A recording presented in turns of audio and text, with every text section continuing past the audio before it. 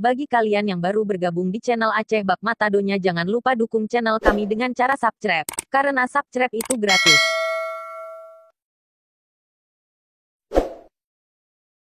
Umbul-umbul merah putih mulai menghiasi lembaga-lembaga pemerintahan sejak sepekan terakhir.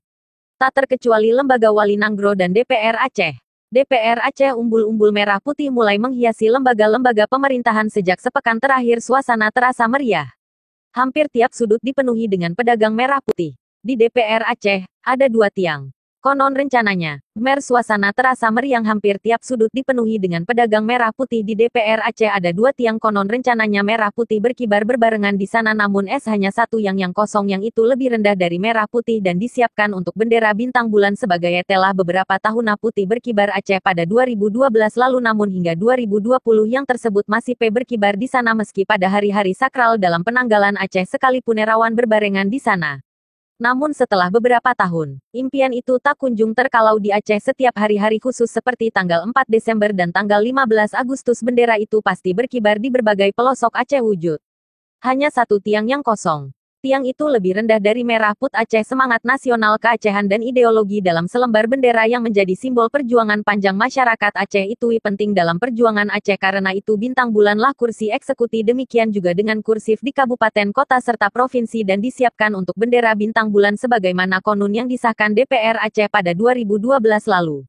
Namun hingga 2020, tiang tersebut masih perawan. Tak pernah bintang bulan berkibar di sana meski pada hari-hari sakral dalam penanggalan Aceh sekalipun. Bintang BDPR kabupaten kota, namun kini suasana sudah berbeda. Itu bintang bulan tak lagi heboh seperti belasan tahun yang lalu atau pada awal perdamaian Aceh. Yang DPR Aceh yang dikhususkan untuk bintang bulan ini masih kosong. Bulan sejatinya pernah menjadi isu sakral di Aceh.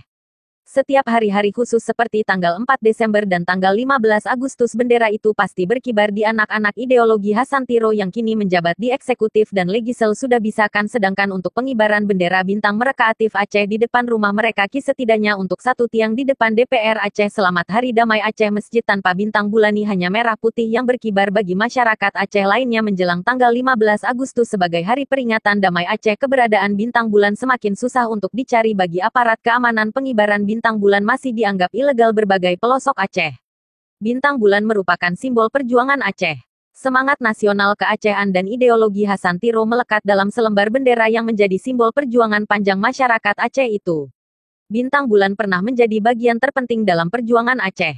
Karena isu bintang bulanlah kursi eksekutif di kabupaten, kota, serta provinsi mampu direbut oleh anak-anak ideologi Hasantiro. Demikian juga dengan kursi legislatif di DPR Aceh dan DPR kabupaten kota.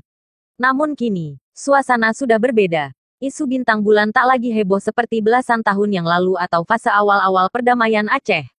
Tiang DPR Aceh yang dikhususkan untuk bintang bulan kini masih kosong. Demikian juga dengan rumah-rumah anak-anak ideologi Hasantiro yang kini menjabat di eksekutif dan legislatif Aceh.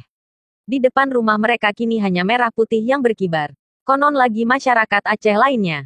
Menjelang tanggal 15 Agustus sebagai hari peringatan Damai Aceh, keberadaan bintang bulan semakin susah untuk dicari.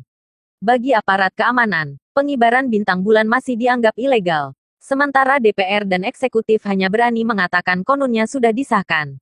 Sedangkan untuk pengibaran bendera bintang, mereka tak punya keberanian. Setidaknya untuk satu tiang di depan DPR Aceh.